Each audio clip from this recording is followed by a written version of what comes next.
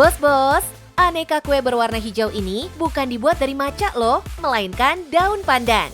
Lewat toko kue pandan pertama di Indonesia, bos satu ini berhasil panen cuan.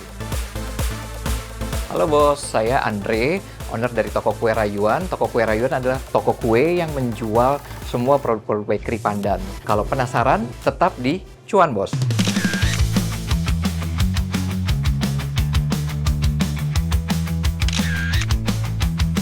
Setelah bertahun-tahun bermain di segmentasi premium dengan kue ala Prancis, Andre melihat satu celah besar. Dan disinilah toko kue ini ambil posisi.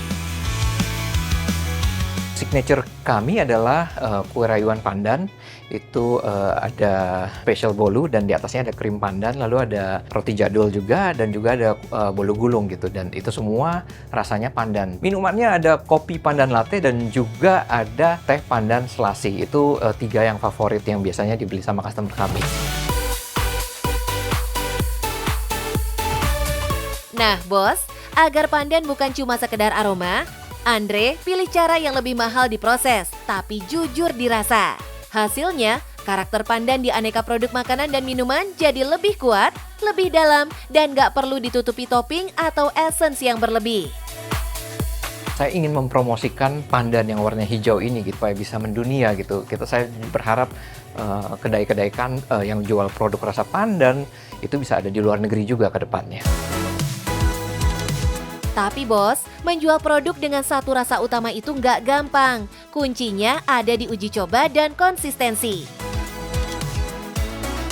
Kita pakai pandan jus, pandan yang tadinya dari daun, dibikin jadi jus, lalu baru kita campurkan untuk produk tersebut gitu. Jadi kita memang pakai bahan pandan murni dan memang ketika dicoba tuh rasanya juga beda banget.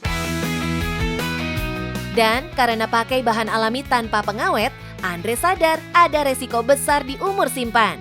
Tapi justru di sini nilai produknya segar, jujur, dan tidak dipaksa tahan lama dengan bahan tambahan.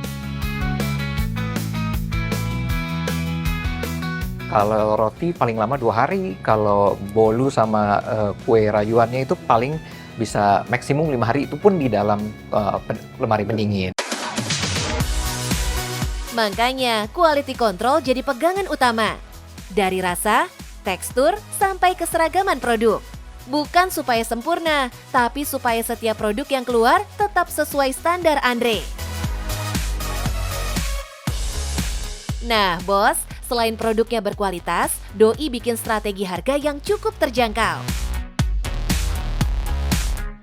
Kue kalau di Exquise dulu kita bikinnya selalu pakai pisau dan pakai lilin, ada juga kantong, kartu. Nah, kalau di sini ada additional gitu. Jadi kita pikir nggak semua orang beli kue untuk ulang tahun gitu. Jadi nggak buat pemberian juga. Jadi mereka bisa ambil aja dari boxnya, juga ada pegangannya gitu. Jadi memang kita berusaha supaya nggak terlalu tinggi lah cost-nya gitu.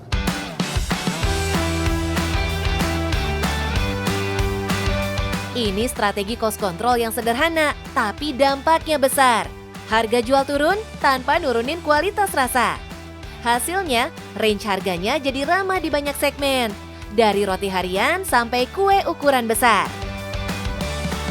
Kalau yang diameter 18 itu mulai dari 150.000, kalau yang diameter 10 mulai dari 65.000.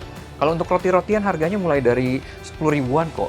Bolu gulung juga mulai dari 18 ribuan ada kok. Jadi nggak tinggi lah.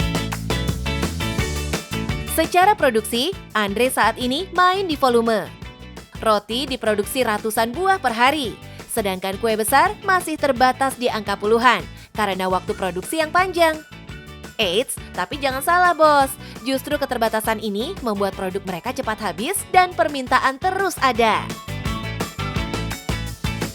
Memang kita juga kapasitinya belum sampai bisa ratusan kalau kue, karena untuk manggangnya sendiri kue ini butuh waktu 4 jam. Jadi makanya kita juga lagi proses untuk membeli equipment yang baru karena responsnya cukup baik, supaya customer-customer yang pengen datang nyobain tuh nggak setiap kali datangnya sudah habis gitu. Karena saya sering juga di sini berapa kali lihat datang mereka pengen cobain kue signature kita dan mereka datang kehabisan.